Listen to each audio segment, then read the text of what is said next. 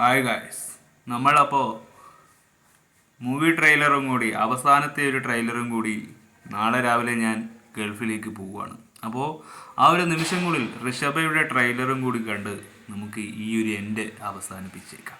അവസാനത്തെ ഒരു ലാലേട്ടൻ്റെ മോസ്റ്റ് കാലങ്ങളായി കാത്തിരുന്ന വളരെ വണ്ടർഫുള്ളായി വരാൻ പോകുന്ന ഒരേ ഒരു സിനിമയാണ് ഋഷഭ. അപ്പോൾ അതിൻ്റെ രണ്ടാമത്തെ ട്രെയിലറാണ് വന്നിരിക്കുന്നത്. ഡിസംബർ 25-ന് ഈ ഒരു സിനിമ ലോകമെമ്പാടും എല്ലാവരും കാണുന്നതായിരിക്കും. ഈ അടുത്ത വരാൻ പോകുന്ന നാളെ തന്നെ 18-ാം തീയതി തന്നെ ലാലേട്ടൻ്റെ ബബ ക്യാമിയോ റോളും കൂടി വന്നുകൊണ്ടിരിക്കുകയാണ്. അപ്പോൾ അതിനിടയിൽ നമുക്കൊരു ഋഷഭയുടെ ട്രെയിലറും കണ്ട് നമുക്ക് ഈ എപ്പിസോഡ് അവസാനിപ്പിക്കാം. അപ്പോൾ നമുക്കിത് എങ്ങനെ തന്റെ സ്വപ്നങ്ങളിൽ ഹിംസ, രക്തവർഷം, യുദ്ധം എന്നീ കാര്യങ്ങൾ അദ്ദേഹം വീണ്ടും വീണ്ടും കാണുന്നു. What you Kant define, the brain denies.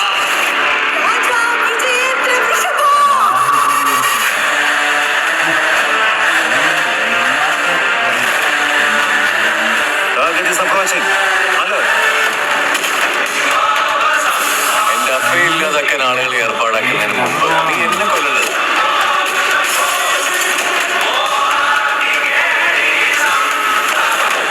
യുദ്ധം ചെയ്യാൻ പോലും ഞാൻ തയ്യാറാണ്. എന്റെ വംശത്തിനെ വെല്ലുവിളിച്ച ഈ കുമാരനുള്ള ഉത്തരം പോരാട്ട വേദിയിൽ വെച്ചാണ്. കൊല്ലാൻ ഞാൻ എന്ത് ചെയ്യണം നിങ്ങൾ പറ.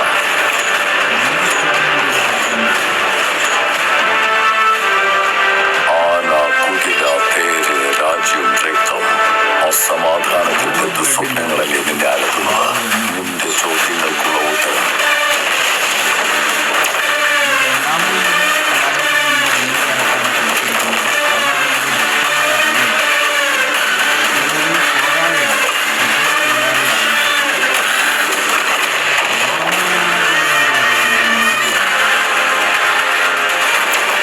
പക്ഷെ നിന്റെ മോഹം വെറും മതിമോഹം മാത്രമാണെന്ന് നിനക്കറിയാൻ വേണ്ടി നമുക്ക് പോരാടാം.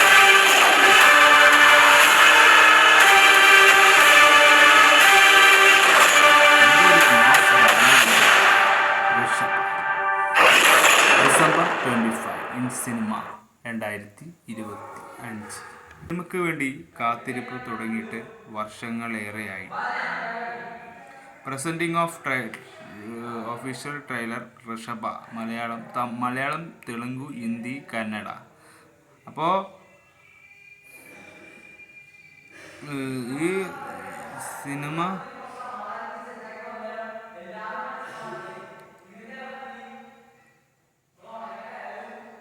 ഡയറക്ഷൻ ഡിപ്പാർട്ട്മെൻറ്റ്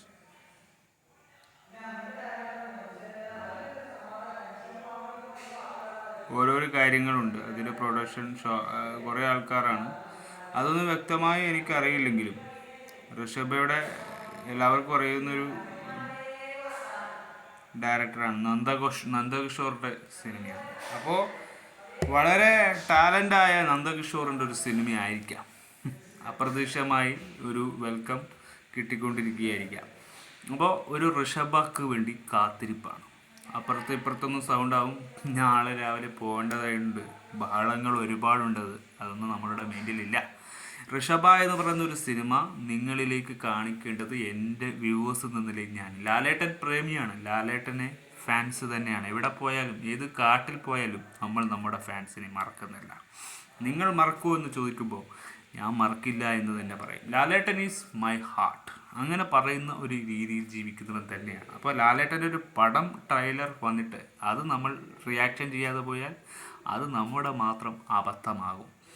അപ്പോൾ നമുക്കത് നമ്മുടേതായ പ്രശ്നങ്ങളും നമ്മളെ മൈൻഡിന് കത്തുന്ന തീജ്വാലയായിരിക്കും.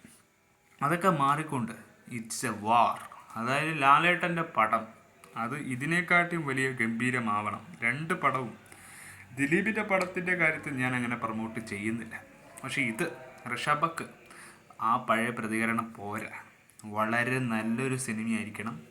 കാലത്തിനും ഓർമ്മിക്കാനുള്ള ഒരു മലയാളത്തിൻ്റെ ലാലേട്ടന് വേണ്ടി നിങ്ങൾ കാണുക.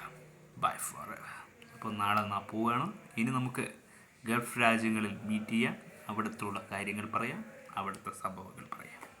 അവിടെ നിന്നാവട്ടെ നമ്മുടെ രണ്ടാം യുഗം എന്ന് പറഞ്ഞുകൊണ്ട് ബൈ.